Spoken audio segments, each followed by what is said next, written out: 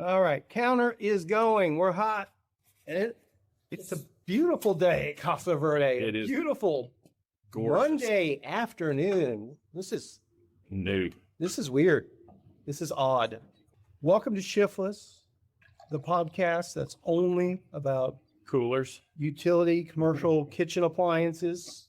Set this over here for you guys. We Yeah, you're right. get that right there. Oh, I'm spilling water on myself. We have a guest today, Bradford.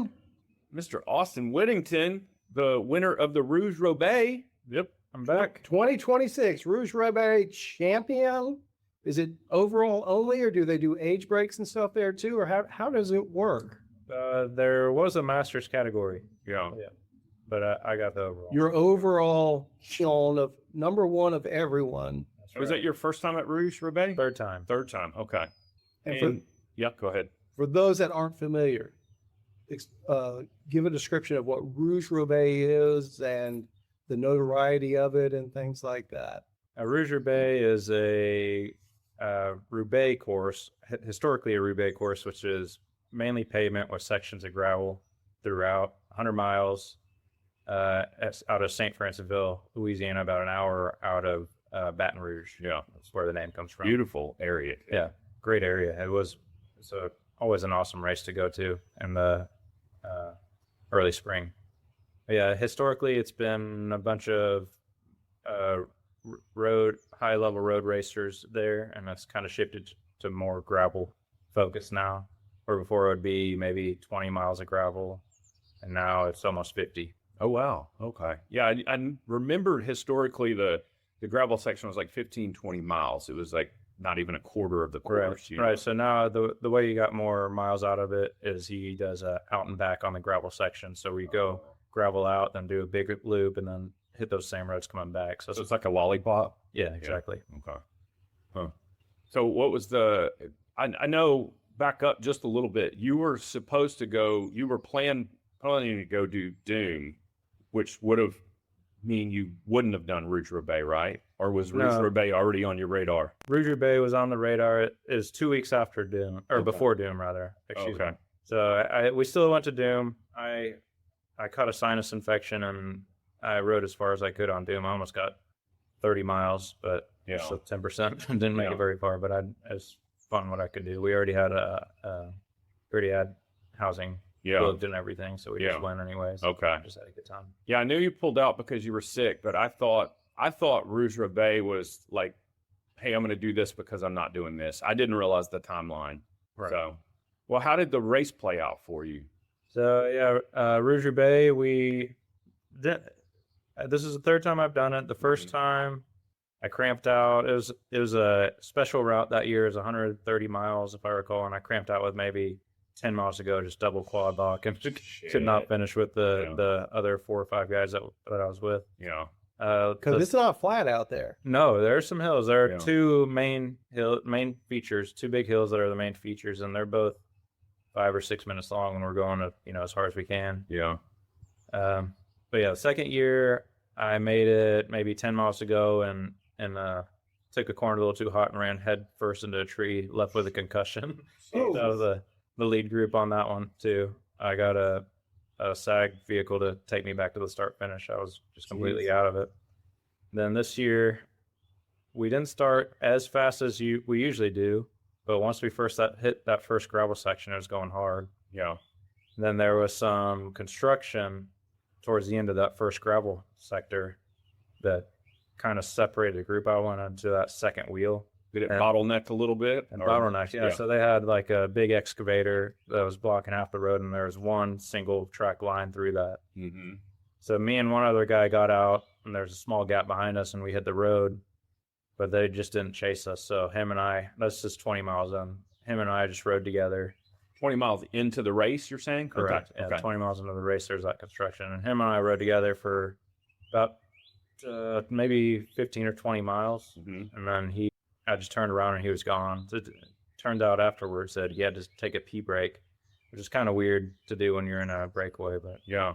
I guess he had to do what he had to do, and didn't work out for him. But yeah, the rest of the day I was by myself. So you for about- soloed for the win. Yeah, Oh, really, yeah. 70-mile solo ish. Yeah. So that's 60 to 70 miles. Yeah, that's what I was wondering. I was wondering if there was like a group tactic, any attacks or anything, but it's Yeah, so it kind of works out with gravel heavy. That is not the way it works at Rouge Roubaix. Or not usually, no. yeah. But with more gravel now, you know, nobody wants to go hard on the road, so that's where I got my advantage. I just kept going hard on the road, and I'd put in time on the road whenever they're playing cat and mouse with each other. What was the gap at the end? Do you know? I think it was about 15 minutes. Oh, Yeah. wow. Man. That's a decisive win. Yeah, it's just the road sections. I just kept motoring away from them. They'd Yeah. look at I each mean, other. traditionally, and there's serious firepower at that one. Yeah. I assume that's still the case. I don't think the depth is what it used to be, but there are still 300 people on the Is start it line. possible that they forgot that you were up the road, I don't think so. I think they knew. That's just nobody wanted but they to were just chase. dicking around with each other Exactly. instead of focusing on reeling you back Well, we in? talked before. Get out of sight. Yeah. That's the best tool Yeah. in the box right Exactly. there. Out of sight, out of mind. Yeah. Wow. That's something. That's impressive. So 300 people there this time around. Yeah, I think they- roughly 200 to 300. Something Do they like do just the one route, or do they have shorter routes that. too? There are shorter routes. There's I want to say a 35 miler and maybe a 50 miler. Something Okay. like that. Wow. Well, congratulations, man. That's a badass way to win too. Yeah, it's not the easy way, that's for sure. Well, I mean, but at least you have less of a stressor because you don't have anybody around you. Are you shoulder checking a lot? Oh or- yeah, Yeah. No, that's definitely on my mind. I was about to say, were you paranoid the whole time, thinking they were coming up on you? Yeah, absolutely. Usually there's like a lead car or a lead moto or something at that Yeah. race. This year we didn't have that. I guess having more gravel made it harder to have a It's vehicle. really tough to do vehicles on Yeah. the ground. Yeah, so they ditched that. Mid-South's an example. of Yeah. that. Yeah. Sometimes bad things happen. We'll talk about that. I think you would have been more stressed though if you had like, say you're running with a pack of 5 or something, and then you get like 20, 15 miles out and you got to think, well, when do I attack? When are they going to attack? You got to start marking attacks. And Well, you see, that's what they were doing to each other, and that's Right. why they lost. yeah. Yeah. But So I'm yeah, saying for just sure. from a stress factor, like being on a flyer is probably a little bit easier on you mentally, but Because you have no idea that's what they're doing back there. Yeah. There's having different tools in your toolbox on ways to win yeah, is definitely important. But like, if you run too hot, you like, crack. you crack. Like if I were to cramp, With 10 You were miles to just go. how am I going to finish? Yeah, you would've no just matter got if I'm with a swallowed group or by myself. Yeah. But yeah, just different ways to win. There's Wow. I That's mean, I don't think freaking it's. awesome. I think it's easier to just sit in and sprint. But Yeah, that's true. You could have used somebody up and then Mm-hmm. tossed them aside. Yeah, I get that too. But I guess if you were at the level where you had a radio, you would have been a lot better Oh, off because for you'd have been sure. like, they would have been like, well, you got a 10-minute gap. Yeah, You'd been like, you well, can slow down to sit 5 up. miles per hour. Yeah. It's weird, right? That's what I'm one of those no radios Yeah. at yeah. any level. Is I the mean, way I am. I see it from both sides, but I do love the old days of like the Tour de France where they had no radios and it was the moto pulled up with the little chalkboard and had the time gap written on it, and that was the majority of their communication. Now it seems like they've got an algorithm running the whole time, and they're like, "Hey, if you guys run 17.3, you'll reel them in 3 minutes," and hold 298 watts. Yeah, they do it to the half watt is Yeah. what they do. yeah. exactly. I like the more organic flow of the old tours, But like I said, if you would have had a radio, you would have been in a lot better headspace. Yeah, for sure. I definitely would have gone easier to watch Yeah. 10 or 15 miles because I was hurting bad. It was getting hot. That was the first hot ride I'd done all year. Yeah. Got up to about 85. But Which doesn't sound bad, but whenever it's the first one, Once the first but one, also and- in that area, the humidity. and there's no humidity in Louisiana. No. at 170 beats per minute was my average for 4 hours. Wow, Yeah, that's the- high for you. That's the heat. Yeah, Oh, so you weren't doing zone 1? Is that what you're Not saying? Not zone one.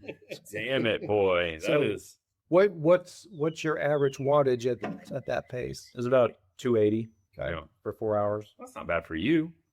But at that heart rate, As hard as I that's, could go. that's taxing. Yeah, damn. Well, that's impressive all the way around, and no aero bars, right? No. Okay. It's so I had my normal gravel bike, the framework, but I had 35 mil GP5000s on. it. Yeah, Yeah. So basically So a road tire. Yeah. Yeah, but super durable road tire. Yeah. I'm really impressed with that tire. Yeah. Because it's the ASTR. It's not the full race version. It's the all-season version. Yeah. So it has a thicker tread and a little bit tougher sidewall, I think right? it's the same tread, maybe a thicker casing, maybe the tire, the rubber is just a little thicker, but then I think the protection goes bead to bead with the perfect strip, so it's super strong. Were most people running road tires, or were there people on contenders? Yeah, I think the top guys were all on GP5000s. There were a couple gravel tires in there. Yeah. But mainly I think road tires are the way to go. Just the gravel's so smooth there. Yeah. It's like champagne gravel almost. Yeah. How does resupply work for that one? Oh, that's a great thing they do. They actually have volunteers with bottles that hand up. So we're going so fast through there, and they're just throwing up water bottles. And they're good. They're good with passing them off and everything. Yeah, no problems. Yeah. And that's water only? Water only. I think they've got stuff if you stop, but they do neutral hand up. Yeah. Which is kind of, I mean, it used to be kind of the norm back in the day, but there's no other race that does that anymore. So how did you fuel for 100 miles, 4.5 hours ish? Mm-hmm. Yeah. How did you fuel? 4 hours, 50 minutes, I think it was. Yeah. I had 2 big bottles, 2 1-liter bottles with about, I think there's 200 grams of carbs in it. And then I had 2 big bars. Yeah. And obviously I wasn't planning on riding hard by myself for 4 hours when I set all my nutrition out, but that's just what happened. So you consumed those 2 bottles. Where was how many feed zones were there? I think there were 4 feed zones.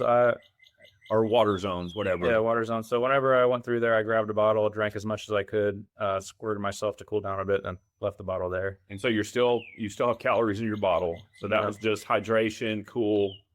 Exactly. Toss it. And then finally on the last feed zone, I just kept the bottle because I was all out of water. Yeah. So I drank 3 liters of water roughly. Yeah. Because the bottles that I brought were a liter, and the big bottles the bottles they gave were pretty big too. Not quite a liter, but they're big. And so were you able to eat your fig bars? Yeah. Yeah. Yeah, there's enough road there to, it's kind of hard to eat fig bars when you're going hard because you're breathing so hard. Yeah. And it's dry. Yeah. And you're trying to eat and drink. Yeah. Yeah. Yep. So I got those down. That's about it for fueling. I guess I probably had some salt in my water or something. Yeah. I'm pretty sure I put salt in there. Yeah. Did you just crater at the end? Or do you feel pretty good? No, I was hurting the last 5 miles. Yeah. There's a few hills going back into town that you don't really think about when you look at the elevation because they're just little blips. Yeah. But when you're tired, they hurt. Oh yeah, yeah. And the pavement there's some smooth pavement, but the rest of it's, it's old Louisiana roads with potholes in it. Yeah. Roubaix style roads. Chip steel kind of. Chip steel, real old chip steel. Not even chip steel, just asphalt, no steel on it. Oh yeah. So it's just craters. Broken asphalt. Wow. Yeah. Like all that. Do they pavement. still have the wooden bridges? There was one wooden bridge that was super cool. Funny story, Stephanie crashed on that last time we did it and broke her shifter, and she wasn't able to finish. That they do the bridges with vertical struts on it. Yeah. And then they do lateral on top that you're supposed to drive over. Linear, Stephanie went on the vertical, so she was like, it was real rough, and she just crashed. Shit. Yeah, because you basically have tire treads on each side. Yeah. She didn't know you're supposed to go on the linear section. Linear, excuse me. So what else? What else is going on? I know you were super bummed about Doom, and I was super excited to hear like how you did and what your thoughts were and everything. You've ridden a lot of that stuff though, haven't you? Yeah. So I did the Triple Crown, which is the main chunk of that course, but he added some extra gravel. Yeah. Super excited for it. I got sick. There's nothing I could do. There's no point to be upset about it. We still had a great time. Yeah. We went with our friends Jacob and Maggie. Yeah. Jacob did the short race, which is crazy. They call it the short race. It's still 100 miles, and it took him 11 hours. That's the short course. Yeah. But he crushed it. He almost hit podium. He got 5th. Not too far off the podium. He's come such a long way, dude. Yeah, he's getting good. He's awesome. That's so stoked for him. So we still had a good time. We chased him around to see him. Yeah. Whenever I was done racing, we saw him maybe 4 or 5 times on his course. Just waved at him and said hi. What's refuel like on that? So there's no aid stations, but there's like a Dollar General and a convenience store, and then there's so it's self-supported, right? Self-supported, yeah. And there's a couple of water spigots along the way. And you were going to do the full course? Yeah, I was doing the full course, 330 miles. I was so underprepared, just being. Usually, I'll do all my stuff the week Yeah. on my prep the week leading into the race. Yeah. And I was just in bed sick, so I didn't do anything. Yeah. I Yeah. figured I wasn't going to make it too far, but Yeah. I tried. Yeah. Well, bummed about that, but it's always next year. Yeah. You know, Yeah, of course. you'll be more prepared next year. Yeah. I think I would have done well. Yeah. I don't want to sound too cocky, but What was the long course winner's time, out of curiosity? 36 hours and some odd minutes. Yeah. And what was your goal? 32 hours is Yeah. what I was shooting for. Very feasible for you. Yeah. Yeah. But I mean, that's if everything went right. Sure. I'm sure something would happen and that add an hour or two, or maybe even 4, and it ended up being 36. Yeah. But yeah, the guy that won's much more accomplished Yeah. endurance cyclist than I am. So And I'm did sure he that's a have good any? benchmark? Did he have any mechanicals or issues that you know of? I don't know. I hate to say it, but I've been kind of sour on it just because of how it played out for me. Like Yeah. I try to just tune out. Yeah, so that's keep fair. my emotions in check. But, Yeah, that's you fair. know, I get that. there's no hate towards it, but I Yeah. just don't want to hear about it. Don't Yeah. want to dwell on it. Yeah, exactly. That's fair. Well, let's go back to Rouge Roubaix. That's good stuff, right? So, actually, lay out the weekend for me. When did y'all get there? Did you pre-ride any of it? What did that look like? No pre-ride. We got there Friday night. We had dinner at the pizza place. There's a pretty good pizza place in town that we were happy with. It was a good Neapolitan style pizza. Mhm. It's kind of out of the normal for Louisiana, Yeah. but it was super good pizza. And we found a place to park the van, and we just slept in the van overnight. The weather was perfect for van camping. It was about Nice. 50 degrees at night, so we slept well. Very nice. Just woke up in the morning, ready to go. Went to the start line. They had porta potties and everything. Actually, we went to McDonald's and used their bathroom and got some breakfast there. What's the cooling situation like in your van? Like if it would have been hot, you would have had to cool it. You just run the AC in the van? Yeah, we don't have a standalone AC unit on it. Mhm. Usually, if it's like Texas hot, we'll just get a hotel because I hate idling the van. Yeah. But that is something that I'll do if I'm by Yeah. myself. It just doesn't feel right environmentally, or Yeah. it's kind of hard to sleep with Oh. the van making noise. Is it a diesel? No, No, gas. Okay. yeah, gas. Very cool. So yeah, if it's hot, hotel room or Airbnb usually. Yeah. It's hard sleeping in the heat. But I've got a couple little fans in there. If it's 70, it's doable. But Yeah. And you have a over- vent on the roof?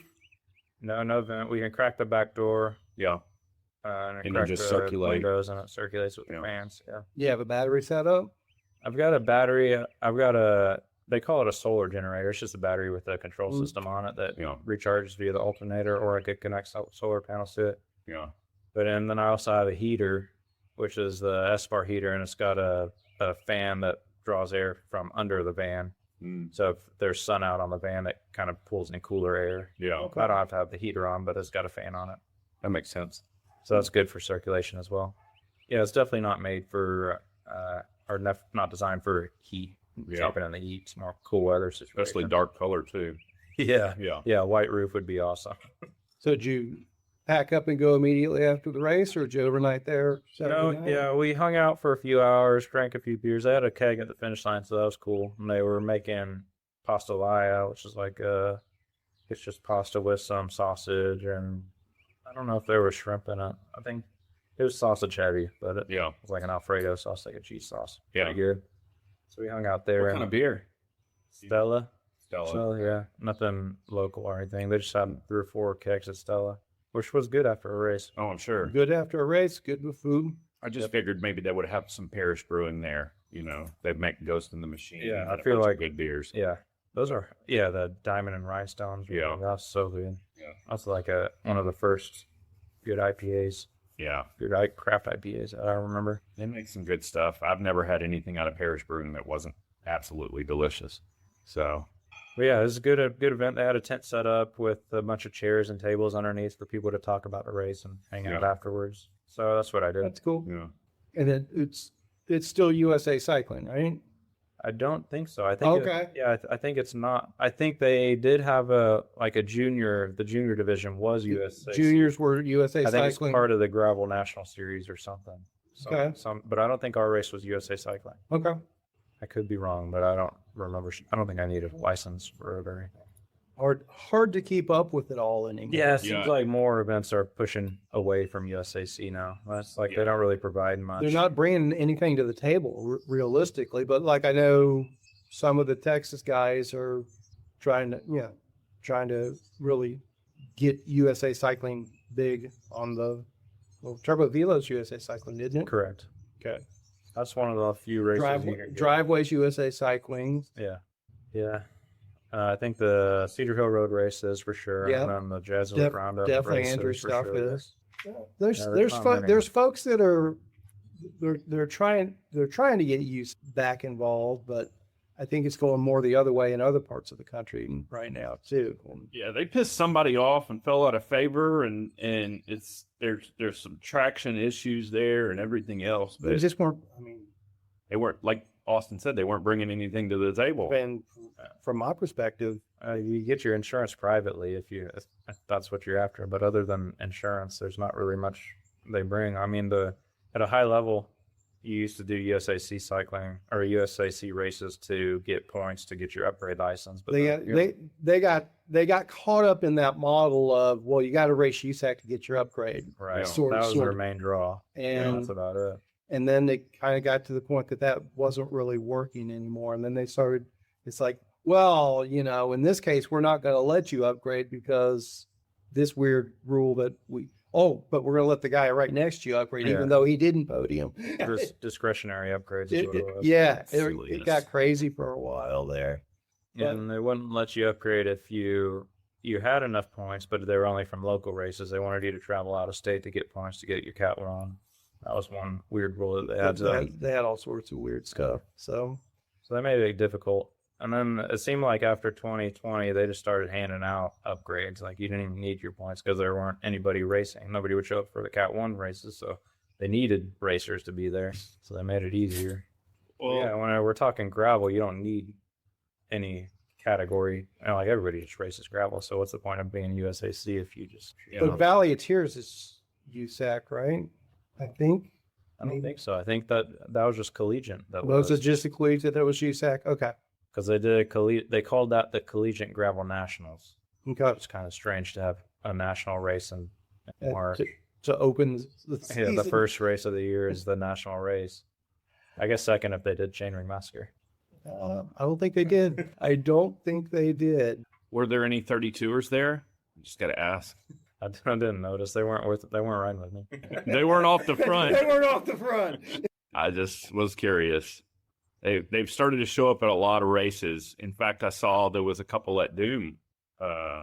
Yeah, so Doom did something cool. They had a builders challenge where they had a handful of bike builders make custom bikes for the race, and I think 32 was part of the curriculum on that. Which is Oh, very cool. Yeah. So they had a few 32ers out there, custom built.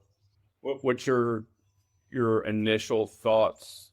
And don't take this the wrong way, but I don't think that the 32 is aimed at a guy of your stature or your caliber either. But I think that it's more going to be for taller guys that are mid-pack riders. I think fit has a big part to do Yeah. with it being bigger. It just makes sense. Yeah. Like, I think what I'm hearing is like 5'11" and above, or some people have even said 6'1". But I don't think we're going to see 32s at the pointy end of the spear in the next couple of years, but I think we're going to start seeing a lot more of them. Yeah, I think in a gravel situation, it offers even more advantage, especially from a paceline standpoint, and from just once you get those hoops spinning, they're going to keep working for you. You know, as long as you're not trying to make surges and stuff, you know. Yeah. I think it's for motoring. I think it's going to be a big game changer. But Maybe something like the Great Divide or Tour Divide. Tour yeah, Divide. Tour Divide. I think Something like that would Yeah. be good for. That's my hypothesis. They're gonna unveil the new Fargo at Tour Divide this year. That'd be a 32. that's the rumor. That's and And titanium. and titanium. I've got a couple of confirmed sources that If you listen to the last Guitar 10 podcast, Oh. they attributed it to us for leaking. Oh, really? the 32. okay. Yeah. I heard those shiftless guys let it out. Yeah. But then they go, well, everybody knew it was coming. They were the first ones that just said it. So Mark just took that as an opportunity where he could say, yeah, it's happening. Yeah. Oh, so they confirmed it. Basically the same rumors as Yeah. what we had. Well, I know that I can't can't give up my sources on this, but we are going to have major component brands that also build wheels that are introducing prefab 32-inch wheels. Yeah, I think you talked about Mavic was coming on board with it too. This is, from what I'm understanding, it's going to be Shimano is going to start offering 32-inch prefab wheels. Now, I don't know if they're going to lean towards mountain or road or gravel or what. I find it hard to believe that they're going to come out with all three at first, and that brings in my question: like, what's going to be the mass penetration market? Well, I mean, gravel or road? Austin, coming from his background, what's your knee jerk? Is the natural kickoff for this? Is it mountain bike? Is it gravel? Is it drop bar mountain bike for multi-day touring? What's the right place for 32 to premiere, do you think? I honestly do not know. I've got no idea. I'd have to ride one first to have any type of initial impressions, I think I could probably tell right away once I got on it what it's good at and what it's not good at. And maybe I could infer something from testing 26 and 29 back to back. Yeah. I don't know. Yeah. Well, I mean, I think you make a major jump just if you think about the road aspect. When you go from 650 to 700, there's definitely an advantage. Once you get those, same thing. Once you get those hoops spinning, they want to spin better. They don't accelerate as fast, but they hold top speed a lot better. Mm-hmm. I think you're going to get the same, whatever you call it, comparison between a 29 and a 32. So I see that aspect of road. And like I said, once you get 10 guys on 32, you're going to have a better drafting effect and everything else. But I also see it from a gravel standpoint and a drop bar mountain bike, aspect. And then I think the reason we're seeing so many mountain bikes is because mountain bikes don't have to be as concise right now. And all the tools already exist with like the NV fork that can run a rigid fork and fit a 32-inch in there. You can fab up a mountain bike frame pretty readily. It's the fabbing of the frame. Yeah, and the tire kind of led the whole trip too, because Maxxis introduced the 32 by 2.4. I think it's already, they were the first ones to market with that tire like 2 years ago now at the Taipei cycling show. And so that kind of led in everything too. So nobody's approached you and said, ride our 32. We'll give you $50,000 in a money. Not yet. I'm looking forward to it though. Keep your phone on. Yeah, I'm wondering if how big of a aerodynamic disadvantage that extra 3 inches would be on a road bike, because you got to imagine that's pretty important. Yeah. So bikepacking.com did a tire wheel comparison where they overlaid the graph. It's a really cool visual where you can see the circumference of, I think they went down to all the way to like 20-inch or something, and just overlaid the circumference with the tire width, built in, because when you get to like a 2.6, you're talking about a higher stand and everything else. Bigger. And so the 32 overlaid with the 29, it's not a huge difference compared to 29 to 26, if I'm recalling it correctly. So I think what we're going to end up with is just more rotational weight, from a tire and rim and even spoke and nipple, getting the weight on the exterior, because the hubs don't matter, that's not rotational weight at the end of the day. And I'm interested to hear Dylan Johnson's take on it, if he hasn't already done something, even if he's just speculating on what the aerodynamics are, because you're not going to have a bigger frontal plane. And I don't know if your head tube can only get so small. Yeah, that's true. And on mine, like my head tube's as small as it could get. They literally would not make a smaller head tube on my custom bike. Yeah. Because it's just, unless you do a complete redesign. Yeah. And then in the cockpit is where the big snafu is right now, like how to keep people in that position. So for a bigger guy, it's going to be the same, right? Because the head tube's not the limit. Yeah. But for me, I'd be higher up in the air, because if the head tube's the same, but you're riding 6 inches. Yeah, and what these guys are doing right now is they're doing a negative stem that actually has a cutout recess to accommodate the top of the headset. So you're trying to get those bars in the middle of the head tube, which that's the big holdup right now. Is just figuring out the cockpit. seat stays, all that stuff, you're going to have a negative drop on your bottom bracket to your rear wheel, which may actually help in a mountain biking aspect.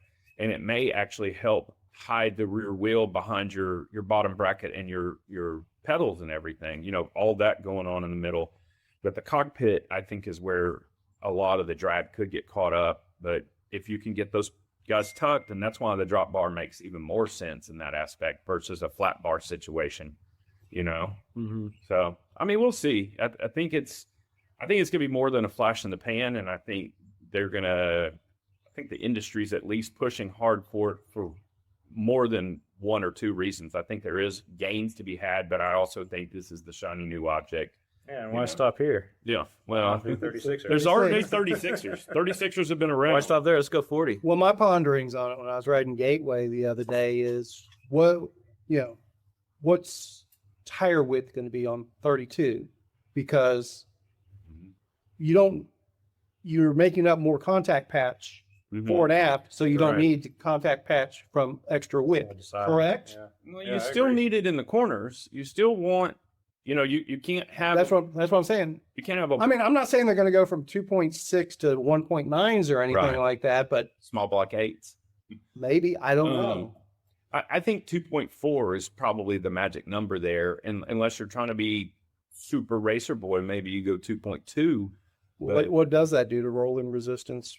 It's for real? quite a bit lower. Yeah. So you got to imagine if you're getting a grippier tire or a grippier contact with on the trail, you're losing rolling resistance there Sure. because it's like Velcro. Yeah.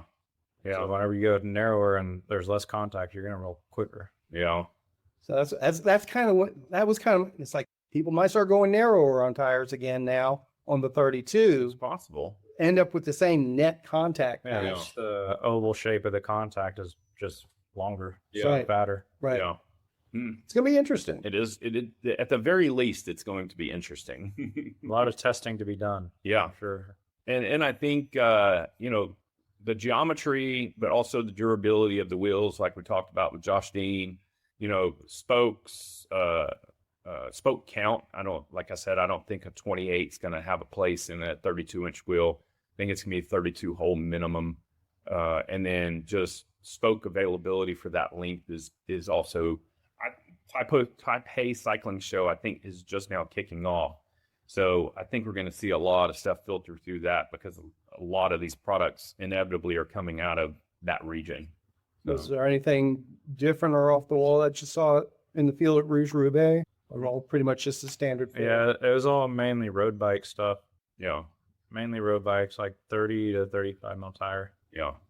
Not a whole lot of gravel stuff or anything you need. No triple chain rings. No triples, no down tube shifters, nothing like that. Friction shifting. Any punctures or anything? No. Flawless. gravel- Everything worked perfect. Yeah. I had no issues. No, I mean from the field. Oh yeah, there are some punctures in Okay. the field. Yeah.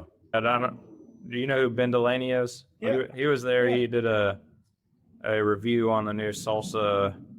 What was it, Storm Chaser? Fly.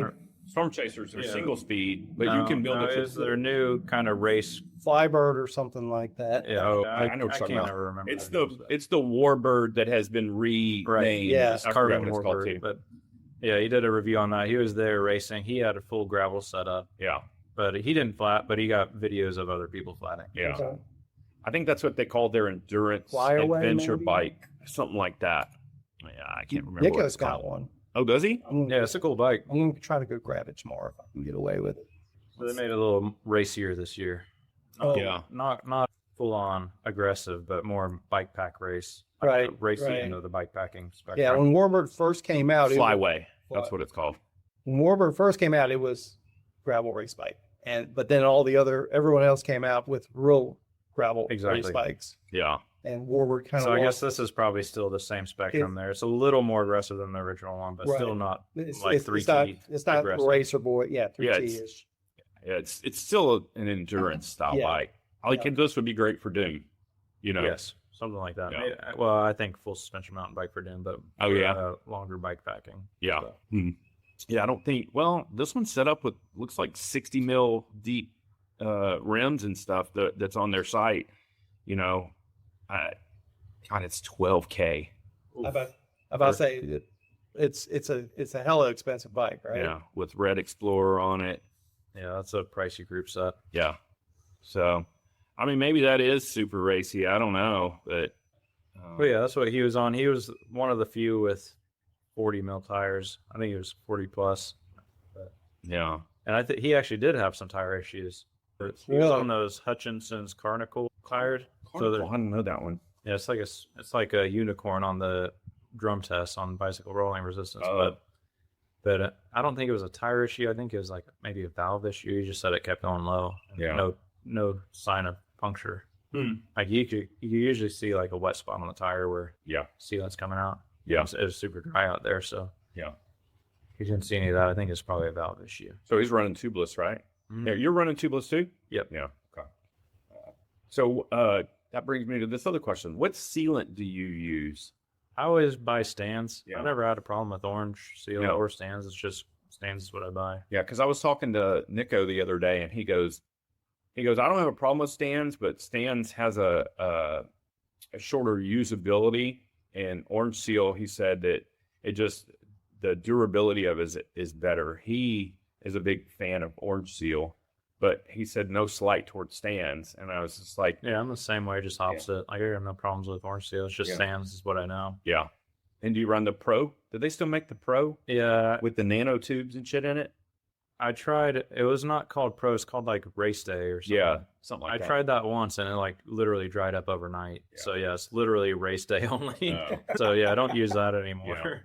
Yeah. I don't even know have if like they some still make graphite particles in it that would plug the hole. I don't even know if they still make it. I haven't seen it the past couple of times I've been to the shop. I haven't been looking for it either. Because to me, all the feedback I got was something very similar to that, and I even heard that it didn't seal as well in some scenarios. But I heard that if you don't check it every week or 2 weeks, then it'll be dried up and won't do its. Yeah, I on new tires the stands doesn't last as long, maybe 2 or 3 months. I think it kind of coats. It's a layer. It coats it. Yeah. And then the second time you get like, I don't know, 5 or 6 months out of it. The second time you refill. Yeah. But then you've got that extra weight of sealant in there. I have 2 bottles of sealant or whatever. Rotational weight. Yeah. On top of everything. So. But at the same time you're burning rubber out of the outside. So when you're that deep into it. Yeah. But yeah, I think if you ride it in the summer, you get a little less when it's hot and you're on the pavement. It kind of dries up quicker. But as long as you keep it rotating and it doesn't pull up at the bottom and dry. Yeah. I just top it up before I race or go on vacation or something. I don't have a problem. Well, and that's the other thing is you talk about just volumetrically speaking, when you have a road tire, say you're running 35s, you have way less stands in there. Mm-hmm. And so if it starts to dry up, it's like detrimental comparatively to like a 2.6 29er tire. Unless your weight focused at one spot. Yeah. Dry weight. Yeah. So I think we already asked you this. Have you ever, I did ask you this, balanced your wheels on your road bike? Did you ever try that? Yeah, we talked about this before, but no, I haven't. Yeah. Okay. I just didn't know if that's something that anybody's sticking with at that level. I mean, it seems like high level nerddom, but if it's what do they call it, marginal gain, I could see definitely some confidence and improvements on like fast ascents and stuff. Yeah. Because I imagine when you get going faster, there might be a little speed wobble if your wheel's out of balance. Yeah. I think it was what's the British Cycling Channel GCN. They did a special about it, I guess, like 8 or 9 months ago, and he was like, "Yeah, it can be done." And then he goes, "But as soon as you change your tire, put a new tire on, you have to do the same thing over again." So he said it's one time, and then you have to address it all over again. But they did a test where they did a descent, much like you're talking. And it was a difference of, I want to say like 8, 9, 10 seconds or something, just because I guess with the wheel being balanced, it actually either got up to speed better or it held top speed a little bit better. So, and it wasn't a long run. I can't remember, like maybe 2-3 kilometers or something of this downhill. So I'd have to go back and watch it to pull the actual specifics. But I don't think there's any benefit for the type of riding we do around here. Yeah. I just think like in you know, if you blow it out of proportion and you think about something that's completely unbalanced and you're trying to stay, you know, 24 miles an hour in a Peloton or something, if you have something that's out of balance, you're going to be working a little harder versus something that just turns smoothly and evenly. You know, that's why ceramic bearings and, you know, all this, and it may just be half a watt difference, you know, or something. Marginal gains, like you said. Yeah. Yeah, I'm sure somebody's working on a wheel balancing machine for bicycle wheels. That probably already exists. Particularly for those 36-inch ones. Yeah, that is our 32. 32. Yeah. It'll be beneficial for 32s and 36ers. Yeah. We're getting a couple generations ahead. Well, the 36er's been out for some time. There's just no tires for it. No, there is. There is. So that all came backwards from the unicycle world. So unicycles, you know, when you get into longer distance and more technical terrain, they want a bigger wheel. So that wheel was already made for unicycles, and I guess they already had spokes for it, and then they already had tires. So this company, they call it Dirty Sixer because it's a mountain bike. They started building custom mountain bikes based around the 36-inch wheels for like 7 foot tall guys. Yeah. It makes sense, right? Proportionate design. One of those out at RCP 10 years ago. Yeah. Yeah.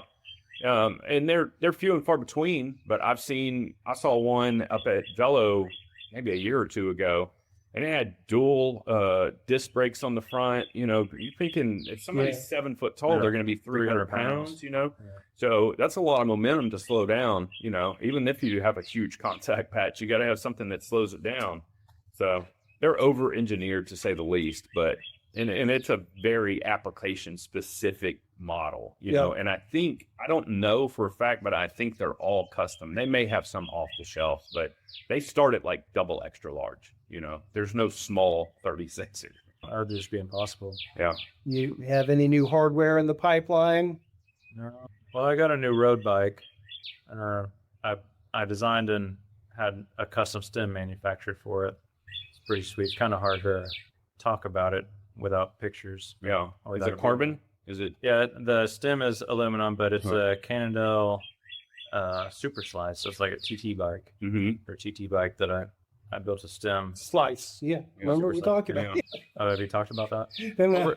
Well, they did a teaser. Did you see on Instagram? They had the big piece of the big pizza, and then they took a cut out of it, and it was basically a slice that went from edge to edge, and then they pulled it out, and they said the slice, and it was something big is coming. Yeah, something big is coming, and it was the slice, and it was going to be released on February 17th, and we were thinking, well, maybe they're going to come out with a 32er. Oh yeah, but it was their new updated version of the super slicer TT bike. Yeah. So what's different about it? I bought it used from the TNF. It was their one of their pro riders last year's bike. Yeah. So I got a deal on the frame, and I just built it up around that. Yeah. So but you don't do time trials. No, it's drop bar. I put custom stem with drop bars on it. Yeah. But it's the fit that I like that I have my custom bike. The geometry is almost identical to my custom bike. So this is going to be your road rig? Yeah. Obviously. That's what I've been riding on the road. So I've only got a few rides on it. But yeah. And that's your crit bike too? Yeah, and I'll race crits on it. But that's a carbon frame. Yes. Right? Yeah, okay. But it's got arrow legs on the fork. Yeah, super arrow. Yeah. No, the new one, they updated the fork.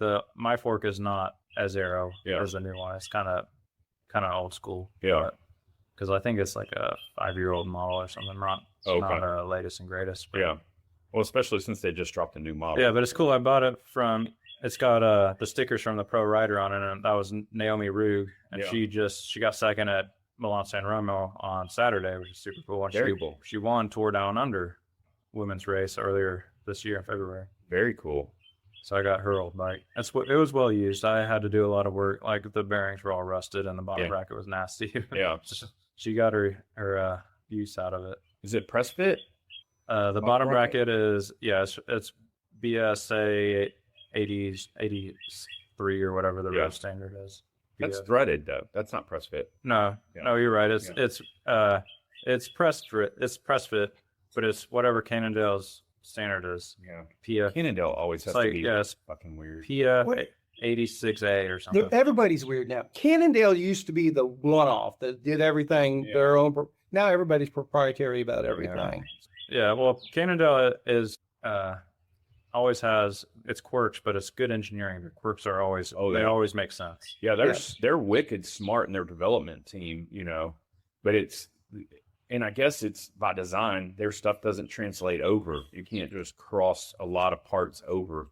Yeah. You know, when it comes to bottom bracket headset, you know, and I'm thinking of like the lefty fork and the hub and Well, not all only that. that, on this headset, it's a standard 86 mil diameter bearing on the headset. You know, just like the first generation internal headset. Yeah. But it's internal, so instead of a round steer, it's triangular shaped, so the cables can run on the side. Yeah. Which is unique.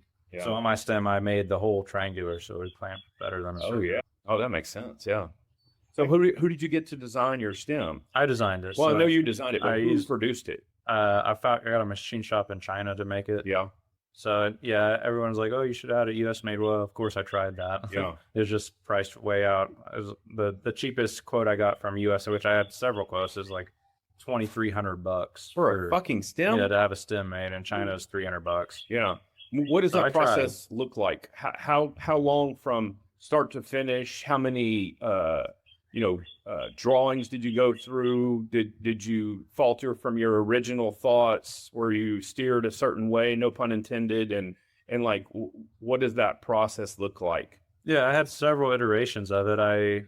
First I drew it on CAD, so I use a program called Fusion 360. Mm-hmm. And then I've got a friend with a 3D printer, and he printed it out for me. That makes perfect sense. So full size. That way I get rapid prototyping, and then I just put it on the bike to check fitment. Yeah. Then I made changes from there, and he printed out several revisions. Like, I felt terrible bugging him so much about it, but he kept helping me.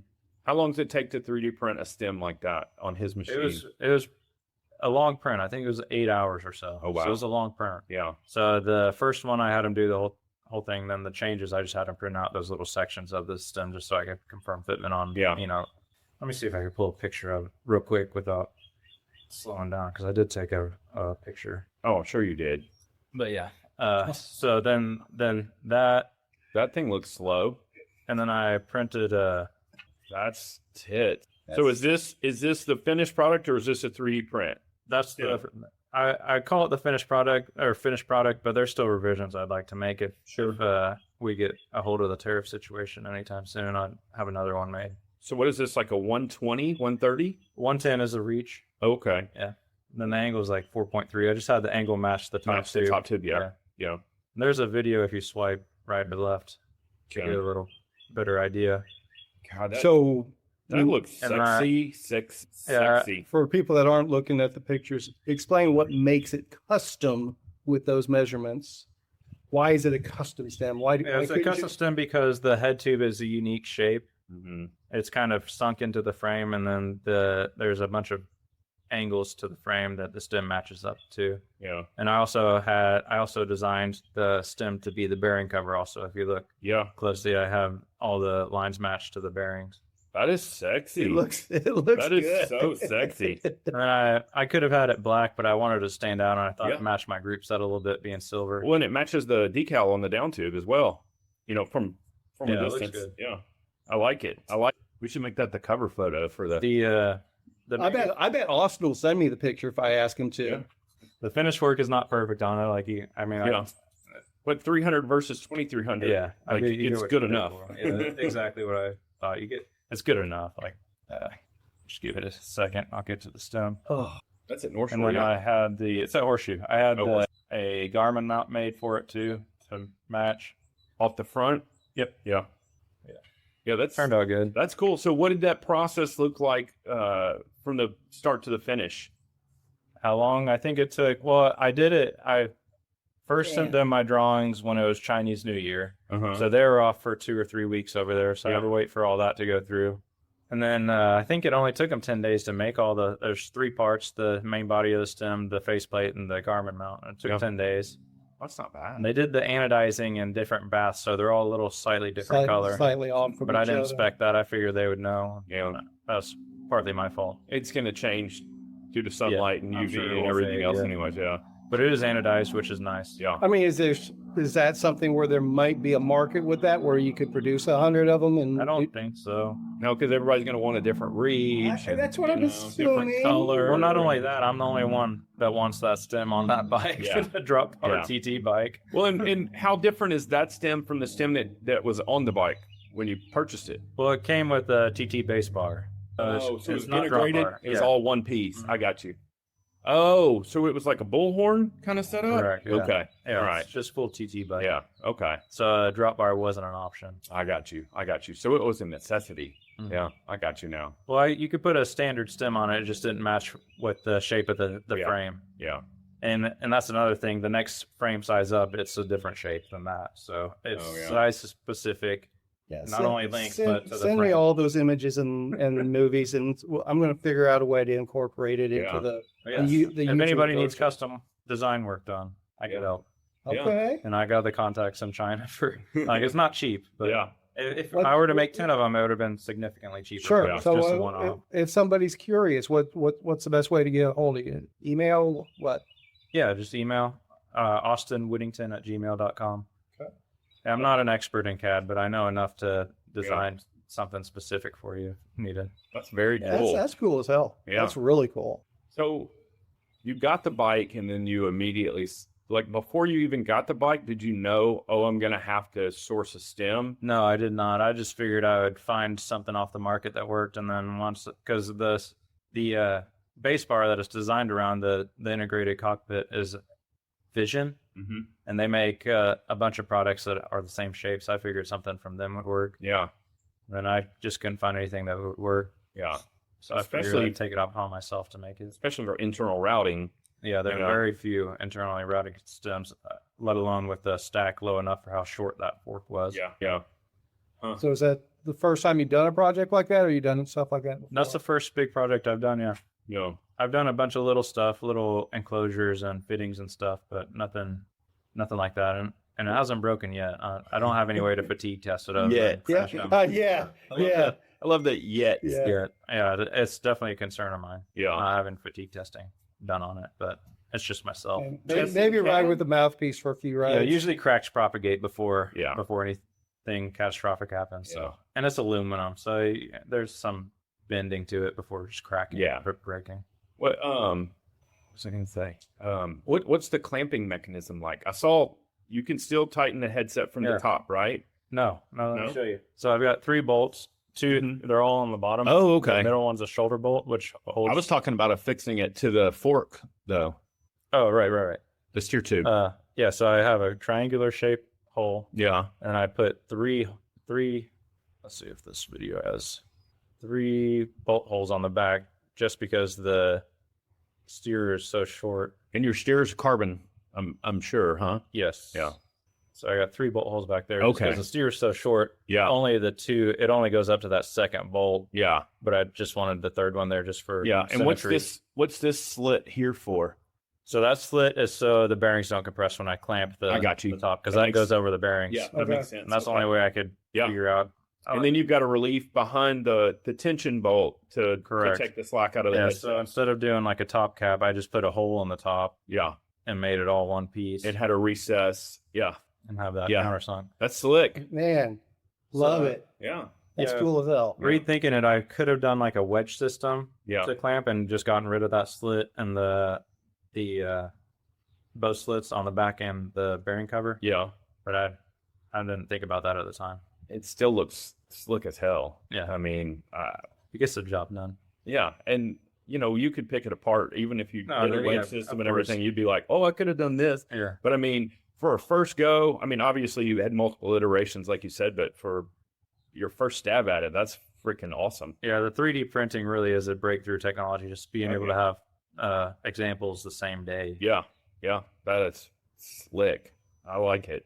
So, what was the total turnaround time from concept to having it delivered to your door? I had to learn a lot of new stuff in the CAD, so I spent probably 20 hours over a couple of weeks designing, an hour here and there whenever I had time. But had you reached out to them before that? You're getting pricing while you're doing that, or did you get the design? No, I where you designed wanted it and I printed it, and then I I sourced manufacturing after all my design. So once you decided you wanted to go with them, then you said it was almost 10 days. 10 days to that point. I think it was 10 days plus 2 days shipping is all. 2 days shipping. Yeah, 2 weeks. Yeah. from China. So all the majority of the time was built in, with you designing it and developing it. And then once you had, okay, I'm ready to do this, it was 12, 14 days, 2 weeks. That's it. Yeah. That's freaking Yeah, if I were to redesign it, it'd probably be 3 weeks from concept to finished product. Yeah. That's not bad. Depending on how many revisions need to be made after a 3D print. Yeah. That's slick. And that's with China. If US would probably be quicker, Yeah. but you're paying for it. Yeah, for sure. Yeah, the tariffs need to go up to about 500% for it to make sense to Right. Yeah. for a U.S. manufacturer on something like that. Anyways, But still, they're getting the majority of their aluminum is coming from Canada anyway. So that's got tariffs on it coming into the United States. yeah, You know, tariffs on materials, just raw materials. Yeah. and those so- bits are coming from China. Yeah. So it's all impacted. So, well, what's the next major endeavor race for you? Are you? I don't have any big gravel races or adventure races on this schedule. I think I'm gonna go do some crit racing, weeknight crit racing, pretty soon. Over Fair Park? No, there's Fair Park's not happening this year, but there's it's one not? in Richardson called the Turbo Velo crits, and Yeah. they're starting tomorrow. I'm not sure if I'll make it tomorrow, but I want to get out there once this year. Yeah. Very cool. And a gravel race, I guess we've got that 4-hour race. Red River Red Ride. River Ride. Yeah. Yeah, you moved that back a few weeks. I remember seeing that, or a month even. And we like doing that Monster Fest rally up there, German Fest. German and Fest. Monster, that's always a good ride. We like riding up there Yeah. and doing a rally, then hanging out and drinking beers off there. Yeah. Because you normally have a tailwind Yeah, exactly. For that, Southwind, to big get Southwind. from here to there. Mhm. That doesn't suck. Yeah, I can't think of any races I've got on the schedule.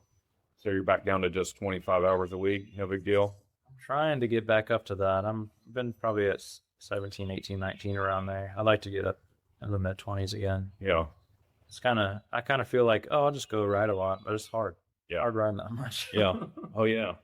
Sounds It's- easy, doesn't it? It's a job. I mean, It's a part-time job. Yeah. For sure. But it's something I love to do, so Yeah. it's not really work. Have you started putting together a training plan for Brad yet? What are we training for? and I just need to get on my bike. Yeah, you need to ride. Yeah. For the tribe ride. Yeah. Thursday, ride your bike. Yeah. I need to just start riding, but I've been doing so many construction projects and I've been trying to get all this cooler stuff nailed down. I, had to do a lot of research because each one of these coolers I'm converting to a dry aging cabinet. So I have to control my humidity, my temperature. And then with basically the way the temperature control works is it's got a temperature probe inside the refrigerator. And once it gets to a certain temperature, the refrigerator itself is actually plugged into that controller. And so it turns off the refrigerator. And then when it gets, to a certain temperature, it turns back on. But you want constant air circulation. So now I have to bypass the fans to make the fans constantly run. And so so they don't switch off with the cooler, with Yeah. the condenser. yeah, and so I've got a humidifier that's going in because I've got a humidity monitor controller, and then a dehumidifier, and then I've got USB fans that I bought to put inside the cooler to keep circulation constantly in the cooler. So just getting all that stuff figured out and figuring out how to power each cooler. And then I want to seamlessly integrate it so I don't have all these cords trying to go through the doors in between the gaskets. And I also don't want it to be an eyesore. I don't want to look like a Frankenstein project. So I've got to figure out where I'm going to make a penetration in the cooler and then hide all my stuff up top or on the side. So that's the next step and all that. And then I have my slicer, my grinder, my sausage stuffer, all that stuff coming. And then once we get the coolers in place, I've got to figure out how big of a stainless steel table I can get away with, All right. So with all the rigmarole with the coolers today, be able to go to Betty Joe's with me tomorrow? Yeah, they're supposed to be here today Okay. with the balance of my They're coolers. not going to be here. You don't think so? God, I hope so. It's been an absolute fustercluck. But like I said, with the relatively low price that I'm spending, I'm still okay with it, you know. Understood. Yeah, And the guys were super helpful and super nice. But you should have seen that guy sheepishly telling me, "Hey, he literally said, you've got every right to shoot me right now." And he goes, "But that cooler or that freezer that's in there is actually a cooler. So the freezer's still on the truck. We're going to have to take that one back out and put this one back in." So for the listeners out there that aren't, these were supposed to be delivered on Thursday originally. No, well, we were going to do it on Thursday, and then I found out that according to them, they only deliver to the front door. Okay. And then I started doing all my measuring and stuff and was like, oh, well, with the casters on, they won't fit through the front door. It's too tall. Okay. And then I started thinking, well, I got to take the casters off, and then we're going to have to slide it across the threshold, and I've got 1 inch of tolerance there. And I was like, this is a bad idea. So then I had to. So then you rescheduled them so you could do your figuring and sort. And plus Thursday was going to be a terrible time because I'm in the midst of prepping for dinners. Sure. And so then it got moved to Monday. And in the meantime, I had huge casters that are rubberized that were on my son's bed that I built with a large 2x8 cedar slat going across the bottom of the bed. And he's been bugging me to take those off of his bed. So I was like, perfect. So I took those off. They were like the perfect length. And then I just cross braced them to make a huge specific furniture dolly. And then did a bunch of 2x4s on top of that. And then laid a piece of OSB on top of that. So I'd have a platform. It's basically like a big skateboard deck, you know. Then I had to puzzle out how to get over the threshold without damaging the threshold. And then the front walkway where the pea gravel and the stepping stones are. Had to build another flat piece there. So that was all part of getting it in because we had to lay it down. Mm-hmm. And then once we get through, wheel it all the way down the hall because you can't stand it up before this little doorway that's on the side of the kitchen. And then because it's 83 inches tall with the casters, 83 and a half, something like that. But corner to corner with the caster on, it's like 97 and a half inches. Well, my ceiling's 96 inches. So I had to take the bottom 2 casters off, put a board underneath it so we can then stand it up. So 4 pieces that are being did they bring all 4 in the house? Or No. So initially, I mean, we were supposed to get 3 glass front refrigerators and 1 stainless steel front freezer. Okay. So we rolled the first one in. It clearly says freezer on it. It's stainless front. Thought nothing of it. Brought it back. Stood it up. Propped it up. I've got a block that I screwed some boards together to prop it. So everything rolled in the way it was supposed to, just fine. And it was half an inch on each side getting through the doorway. It was like I knew what I was doing, you know? And then standing it up, there was 1.5 inches, 2 inches between the top corner of the cooler and the ceiling. So everything worked perfect. Get it in out of the way, get the casters on, get it out of the way, go back out. They've already got the next one down on the ground, pulled the box off. It's stainless front. I go, oh, this is not right. So that's when they go, well, let me call dispatch and see what's going on. And they're like, okay, we'll just come back. And so 15 minutes later, he shows up and he goes, hey, that's actually the one of the coolers. They upgraded that freezer to be a cooler, and these are 2 other coolers, and the freezer's actually still in the truck. I'm like, so we got to bring that one in and take this one out. So we had to reverse everything. Okay. So only one got brought in, and it was the wrong one. So they took that out. The other 2 stayed out. Yeah. And then the 4th one came in. The freezer. At the actual. So you have no coolers. You just have 1 freezer at the moment. Yeah. And they're coming back with 3 glass front coolers tonight. Allegedly. Yeah. And if they don't come back tonight, then they're going to have to come on Wednesday. Okay. I'm just making sure. Yeah. I'm making sure. Yeah. Because it's pretty important that we meet Betty Jo tomorrow. Oh, no, I'm not standing you up on that. Okay. In fact, I've got my day planned tomorrow because I'm also running a construction project around the corner. Okay. So I've got that structured to where they're not going to start sheetrock until Wednesday. So okay. And juggling a lot of balls here. All right. And what time do I have to have you home tomorrow? Whenever. Okay. I mean, in time for TNSS. I'm planning on riding TNSS. We're gonna ride TNSS. It's going to be beautiful weather, man. Understood. We're supposed to get back into the 90s later in the week. So, all right, that means I have to steal the wife's Jeep because we have to scout 42. Okay. We have to scout 42 miles. Yeah, I told you wouldn't be in for all that. We were going to drive to Munster, meet with Betty Joe, and then go scout like 42 miles. And That's a long day. yeah, I was like, he's not in. Well, he could have left from Betty Joe's and just pedaled on home. That's true. We could have just dropped you in Munster and let you ride home. It's a good ride. I mean, it's gonna. So, I'm excited about this because we're doing a fam style something Yeah. at the pie lady's house. Mm-hmm. So we got to meet with the pie lady and figure out how all the pieces come Yeah. together. I'm starting to think maybe we just don't worry about making it an overnight thing this time. Maybe we just do a day thing this time. But I don't know. We'll talk about it tomorrow and figure it out. Maybe try to keep it simple, but focus on the food. Yeah. Unless you see what her layout is. And we're going to also stop by and look at the St. Joe open air. We're going to look at St. Joe open air, and then we're going to go to Nakona and scout 42 miles there. That's Perfect. And then we'll be back home. Perfect. So where are we getting lunch? TBD. TBD. Yeah. I'll let you figure that out. How about that? Okay. And my treat. Okay. I don't even know what. Oh, actually. No. Yeah, it could work. The taco place at in Gainesville is really good. Yeah. But anyway, what were you about to say? I was going to say, speaking of just my choice of places to eat, Friday, we worked like a dog. I forgot what all we were doing. I was cleaning windows and prepping for dinner and I changed the headlights and the fog lights on my truck. We were just going nonstop Friday. And finally, it was like 9 o'clock, 8:30 or something. And I looked at Paula and I go, we are not cooking tonight. And she goes, well, what are we going to eat? And I go, ooh, I got an idea. And so we loaded up in the truck and we went to Taco Casa. And we went to the one over off of Bonnie Bray and 380.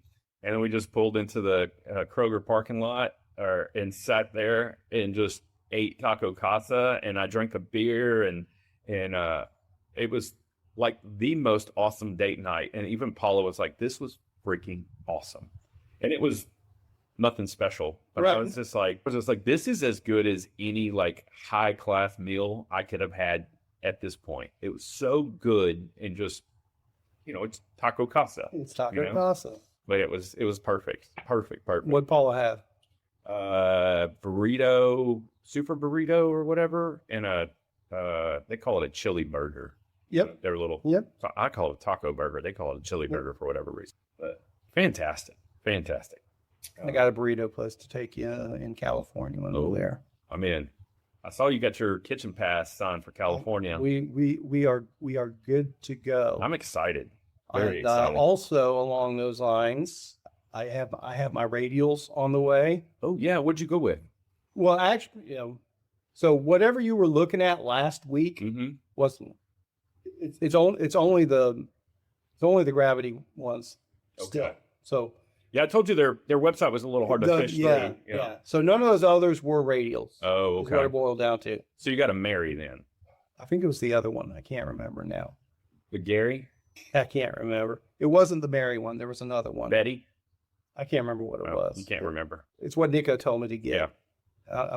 And my GX transmission as well. Oh, So heck yeah. we're gonna have the tributaries set up for proper scouting in California. Heck and yeah. I think those radial tires are going to make a huge difference. Would be interesting. Yeah. Yeah. And I mean, like I said, I think for right now, the only application is an e-bike or like a gravity bike because there is a weight penalty on those. So, but I don't think you're going to even notice it on especially a class 3 bike, So, And you won't either when I send you out on that to scout the sand. yeah. Yeah. I'll wait on the other end. For I'm you. in. I don't give a shit. I'm in. Yeah, I'm excited. I'm excited to go to California, period. Just better weather and good food. We hope. Yeah. It's hotter than hell out there right now. They're like 110 degrees. Oh, yeah. Paula went to San Francisco, not this past weekend, but the weekend before. And she said they were having a heat spell. And the hotel that she was staying in didn't have air conditioner. Oh, my. And she's like, she went to the front desk. She's like, I can't find the air conditioner. And she's like, oh, we don't have air conditioner. she's like, but you have a window and a fan. And Paul's like, it's fucking hot outside. What are you saying? I went to Seattle one August, Yeah. and it was a work trip, and I'm supposed to be there for 2 weeks of training, and they had a bona fide heat wave in Seattle, like 95 degrees. Yeah. And I mean, it's just, those news stories like when we go below freezing. Yeah. Yeah. Everybody's panicking, but the hotel didn't have air conditioning. Yeah. It's like, and it's humid there too. Yeah. Very humid. So, yeah.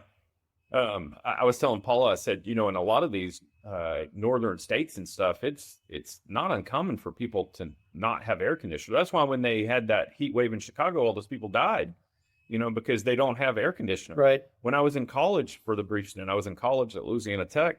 We had a guy that became a friend of mine that was from Michigan. His name was Gar, and he had an S10 that he had brought from Michigan that didn't have an AC. And I go, hey, buddy, you don't have AC in this truck? And he goes, you don't need it in Michigan. I go, you die. You're here to die down here in Louisiana with no air conditioner come August. So I think they're changing their mind on conditioning their air, though, in a lot of those places. Pretty much everywhere. Pretty much everywhere is. Yeah. Pretty much everywhere is.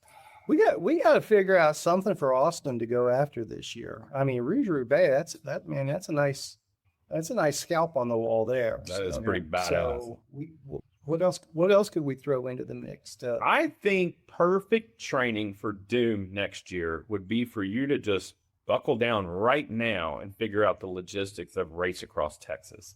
Oh, yeah. I think you should go head to head with Justin Carey, talk mad shit, and just put him in the ditch. No, that's not how I am. And then I'm in stealth mode. I just go out there and do it. Yeah, And and then all the drama. Yeah, and then come Doom, you'll be like, I got this. You will have no doubts, no qualms, other than the climbing. There's a significant amount more of climbing compressed. I think there's more climbing in that 330 feet or 330 miles of Doom than there is in the entirety of Race Across Texas. Race Across Texas is 23, 26, something like that. 30, I think. But Doom was about 30 as well. Yeah. 33 or something. Yeah.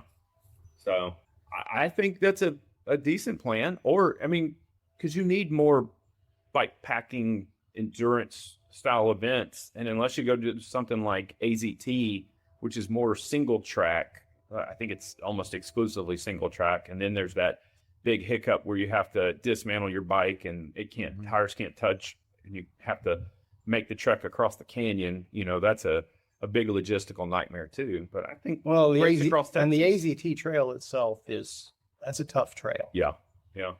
Or Colorado Trail Race, that's 540 miles, but that's significant elevation and at elevation. So I think Race Across Texas would be a good one to break it off. Too late in the year to do ACT, aren't we? I can't remember when ACT goes off. I want to say it's October-ish. Probably, yeah. I don't know. Sounds all right. Right when the heat breaks. Yeah. I think Race Across Texas would be a good one for you. Thanks. You need to try it. Yeah, I should try it. Yeah. That's really what I want to work up to. My riding has just fallen off. Yeah. I have. So what do we got to do to get you back on a routine of riding? I need to get some stuff off my plate so I can focus on riding. But as soon as I get my coolers installed and get that kind of squared away and get that room set up the way I want it to, I'm convicted to start my everyday riding again. No, don't do that. That's easy. I just put my spin bike out on the street, and my neighbor immediately came over here. Hey, is this up for grabs? And I said, yeah, please take it. And so he took it immediately. I mean, it was there for 20 minutes. So Paul was like, you're just going to push it to the street? I go, yeah, it'll disappear. I promise you. And literally 20 minutes later, he's like, hey, Brad, is this? Yep, take it. Nice. So nice. It's out of my hair. So, but I'm going to get back to riding every day, heat acclimation. I think this is one of the things I want to talk to you about. I think, in retrospect, now that I've had time to digest and think about Race Across Texas, I have to admit I didn't have any polarized training going into it. I was not doing any kind of intervals or anything. I just thought, if I just ride zone 2 every day and I put in, 16, 18 hours a week, I should be good to go. And I think that's where I ran into trouble. I think I didn't stay in zone 2 on day 1, obviously. And That's where you ran into And then trouble. the heat became another factor, and, everything 16 to else. 18 hours of zone 2, that would have been fine if that's how you would have ridden Yeah. from the first pedal stroke, Yeah. day 1 and day 2. But my workload was going to be quadruple anyways going into Race Understood. Across Texas. Understood. But are you still entertaining the thought of taking off from Texarkana and going to Clarksville. Clarksville first day? Mm-hmm. I thought you were talking about the 41 mile, wherever that Oh, one was. well, that we could potentially do that. It kind of accomplishes the same thing. Okay. So it shortens that first day Yeah. by, if we go to Clarksville instead of Paris, I think it shortens it by like 30 miles. Okay. Certifying. But we had talked about, because the first day was like 141 miles. Yeah, or so something. the way we used to do it was we would start the party pace group from New Boston on Saturday morning, where Yeah. they would come in from Texarkana to New Boston on their own schedule Friday. Yeah. Because some people were taking the train, some people were dropping off in the mornings. Right. So, and that shortens it by like 40 miles if you do it that way. And that's what I would like, me personally, that's what I would like to see. That way you have a warm-up day, kind of a pre-ride Sure. shakedown, and then you're already 40 miles into the route. And so when you wake up on Saturday, we could still potentially do Yeah. that. I may, because that turns your first day into a century instead of 141 miles. right, and stopping in Clarksville does the same thing. And I say that is because I've had people from Clarksville reach out to me wanting to work together on something. Okay. But Paris, we have a fantastic relationship with them Yeah. too.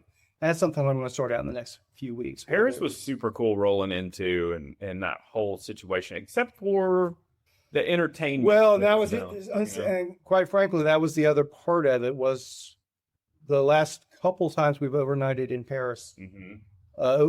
What we went through last year was the worst one, but yeah. we've run into that a couple times, and Yeah.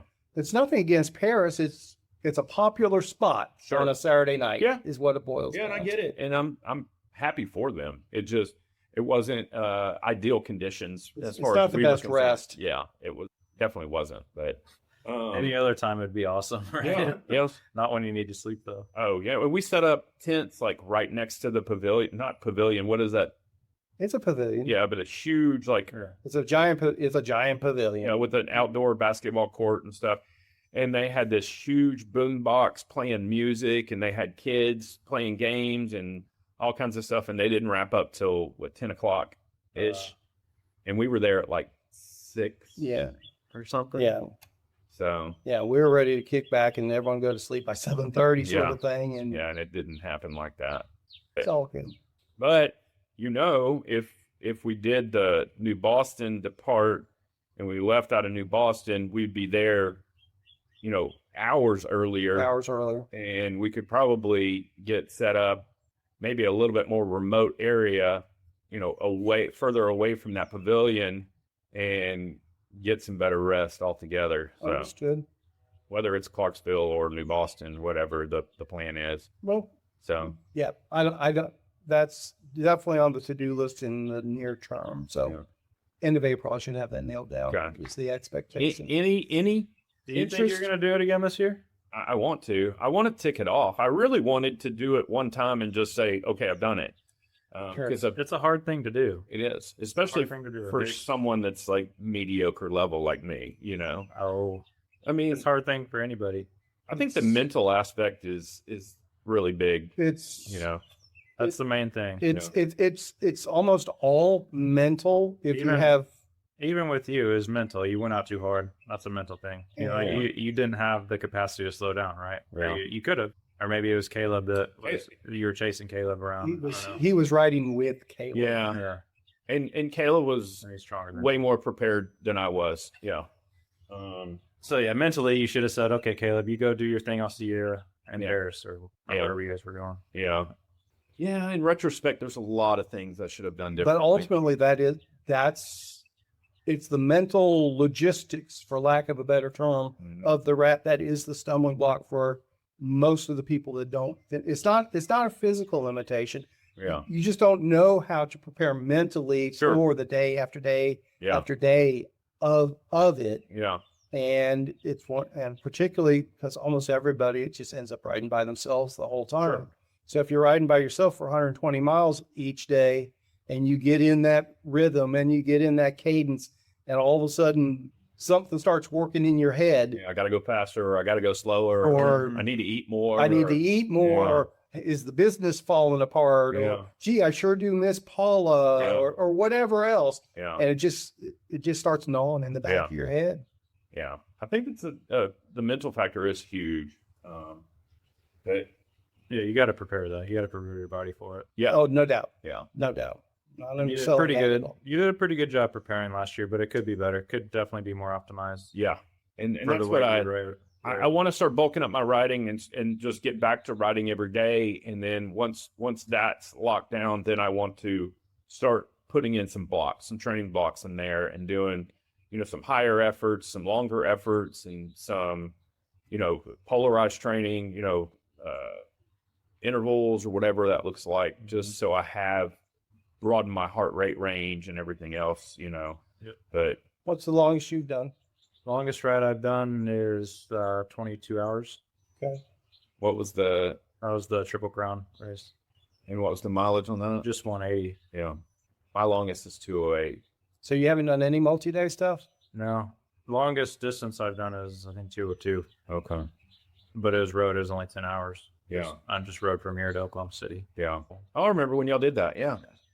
I've done that a Adam couple cracked. times. Yeah, Adam cracked. It was 100 degrees. Yeah, one of the first hot days. Yeah. And the tailwind wasn't all we thought it was going to be. It ended up being just a crosswind all day. Oh, yeah. We were going a little slower than we expected. So what about Unbound? What's keeping you from doing Unbound? Just desire. Yeah. Just don't really have 200 miles of gravel doesn't interest you? Not that it doesn't interest me. I just haven't really had any motivation to go out there. Yeah. It's a great ride. Yeah. It's a cool atmosphere, great town to start out of. Super remote. It's I mean, the lack of everything is what makes it so cool. I mean, there's no fences, no trees, just rolling grass hills, nice gravel, pretty well organized event, That's an understatement. Yeah. But I was going to say that would be a great ride for you to just go and dominate. There's a lot of tactics at that level now. Yeah, too. especially now. Yeah. I think the last couple of years it's finished in like a 10 or 15 guy sprint. Yeah. That's how tactical it is. And it's crazy how much the time just keeps coming down and coming down. I remember the year I did it, the last year I did it, 2012, I think was the first year that they broke 12 hours, and now they're down to 9 hours and something. Yeah. And that was Would you be able to get into the pro field there? How does that work if you're not? I've got no idea. If you're not part of the You're not Grand gonna like Prix. me saying this, Kevin, but I've considered just banditing it, just going to jump in the pro field. There's been people that have done that. Yeah. So I've considered it. Yeah, that might be. I But how does that work? Well, what happens hypothetically? You jump into the pro category, and you ride with the front group, and you sprint, finish, win. Yeah. Then what happens? You just don't win. I get an interview at the end asking who are you? you catch so much. That would shit, be so. I know, cool. but then I've got the opportunity to say, well, gravel's for everyone, isn't it? Yeah. No. It's the spirit of It's gravel. the spirit of gravel. Isn't it? That would be. I would appreciate it. It would piss a lot of people off, It would piss off so many people. but it would be super cool if you literally just broke away 10 miles out and dropped everybody and finished solo. And then people are like, who is this? Who's this guy? That would be very As much cool. as I would love for you to be flying Spinistry colors for that, that would probably be the straw. That would, yes. that would break the camel's back there. The small town sheriff would be talking to me. You don't think that would piss him off, do you? Wear his can't do contest jersey. Oh, shit. Give him a shiftless tattoo. Yeah. That's what we would do. Yeah. Got that. Man. Well, so what do you have anything on your radar that I think he's being coy. I think so too, but do you have anything that you've even entertained that would probably help you to prepare for Doom next year? Because what I heard just a minute ago is you were underprepared, and not just because you got sick, but No, physically, I think I was prepared to ride my best ride. okay, But just illness with all the logistics on the stops and refills and stuff, Yeah. I was kind of just winging it because I didn't go through the maps or anything. Okay. So you're saying if you hadn't have felt ill, you would have been more researched and more ready from the tactical aspect of it. Okay. Yeah, I think Okay. physically I was there. Okay. I was ready to win. You need to come do the distance, and have Steph park the van at our overnight spot. You can just go through there twice Mhm. and resupply on your own and just kill it. Yeah. Or you could do the short. What's the Rat 350? Are you doing that this coming year or this year? The Rat 350. The mini Rat? Mini Rat. Well, I mean, mini Rat is you go as far on the Rat as you want to. Oh, sort of. okay. So I thought it was a 350-mile route. At one point we had it that way where you start in Texarkana and it finishes in DFW, but Oh, okay. everybody, it's another one of those things where you can never get everybody. Well, I think I want to go actually 3 days. Oh, I don't want to go 2 days. Oh, yeah. Oh, I want to do 4 days. So it's just to choose your own adventure. That's what that one's turned into. So the full route's 500? 1,000. Oh, 1,000? Yeah. Rat 1000's No, 1,000. might be a little more. It's like 1,040 or something, isn't it? No, it's right at 1,000 right now, but Okay. I found some new stuff above Nocona that we're going to reroute to, because we lost some of the gravel to pavement. Mm-hmm. And that's part of why I'm doing what I call these rat loops, or what are going to be the USA loops. It gives me the opportunity to put on events on sections of the rat or the USA trail, and I get to stay on top of it. So, oh, hey, we've lost some dirt here. Let's reroute a little bit. And And then it adds a few miles here or there. yeah. And sometimes we'll lose mileage, like as they build out the net, maybe we'll lose some of our, A little more direct. yeah. So, How is the nut doing? Have you been over there recently? It's a piece by piece. I mean, some of it's pristine, other parts are and there's no way to Under know in construction. advance what Which one intersection can- may be No. like. it's- But if you wanted to just go out there and hit it out and back and let us know, yeah, Bring my machete. it's in you can make your way around. it's in decent shape, but there's places that you would want a bigger tire because it gets thick in places, especially outside of Paris. Between is it Farmersville? From starts in Farmersville to Paris is Yeah. the Chaparral Trail end of it. Yeah, so maybe the last 20 miles outside of Paris, there's a lot of bridge crossings, and that the crushed granite or whatever Yeah, top dressing they the use, ballast. gets a little thick in places. Like if you were on your 35 tires, you'd be hating life. Well, and that's how basically what Hell of North Texas this year is going to be. I think it's 125 miles, the full route. Basically, it's going to do all of the net between Clarksville and Roxton, Mhm. and then the county roads to make Yeah. a full loop of it, so That's you're not really out hard. and back. Yeah, that'll be tough. So, I mean, even though it's flat because of the ballast and the aggregate, you're going uphill the whole time, Yeah. basically. Yeah, it's like running in sand. But that'd be a tough race. 130, you said? 125, 130 for the long one. Yeah, that'll be My money's on Austin. That's April 18th on that one. Hmm. I need to start talking that up.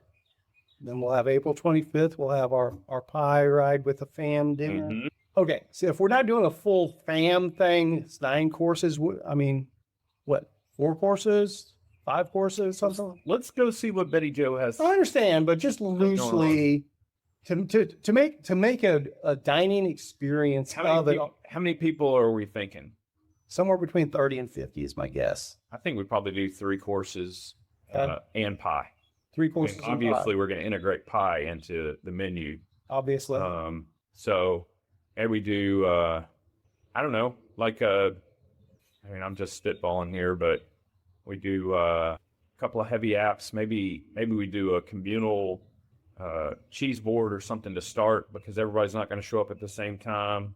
And then we have heavy app, like maybe a dual entree or something. I don't know. We'll figure it out. We'll figure it out. Something Tomorrow. along those lines, you know. We'll meet up with Betty Joe tomorrow, and then while we're driving around looking at roads, we I can don't spit think I'm going to have any of my own cured meat by that time. Okay. That'll be a little tight window. Depending on delivery today.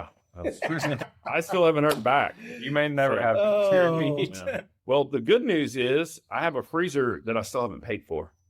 Well, there is that. If they don't ever make Yeah. it back, I've got a free freezer. Yep. They got to So- come back. Yeah. Yeah, I built a kegerator years ago with a similar temperature controller Yeah. you're using, I'm sure. Didn't have to control humidity with it, but Yeah. Oh, this may be them calling me right now. Sorry. Go ahead. Hello? Okay, what's your ETA? 38 minutes. Thank you, sir. All right, you too, brother. nice. I made pretty good time down there. That was timely. There we go. Well, tell you what, that sounds like a good place to wrap Yeah, it up. sure. And You're gonna have cured meat sooner than you thought. Well, assuming they brought the right coolers. Don't speak too soon. Yeah.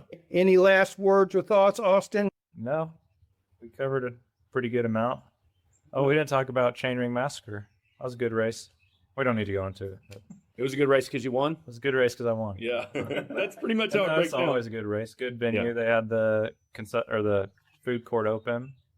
Yeah. Beers in the bar. Did you have the tacos there? I did not have Okay. tacos. Okay.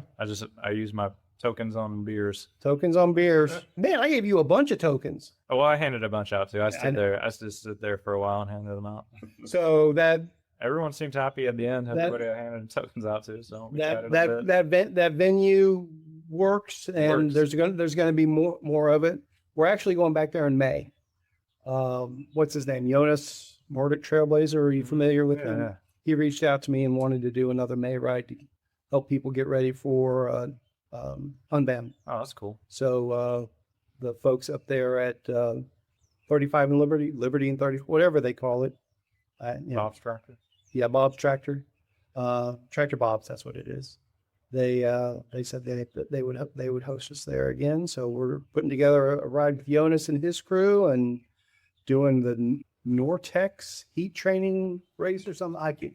We have a name for it. I Yeah. can't remember. But then we will be back over Texas Chainring Massacre next year as well. And they're adding more stuff to it every day. I think the pizza place is open now, but I'm not sure. But not Sbarro. It's just I a don't. pizza I think place. it's a pizza. I think it's a pizza place. Yeah. But maybe we'll find out tomorrow. Okay. Maybe. You got a lot to do tomorrow. Yeah. He's going to be busy tomorrow. Yeah. He's going to be busy tomorrow. All right. Send us off in the appropriate fashion, Bradford. And go ride your bike.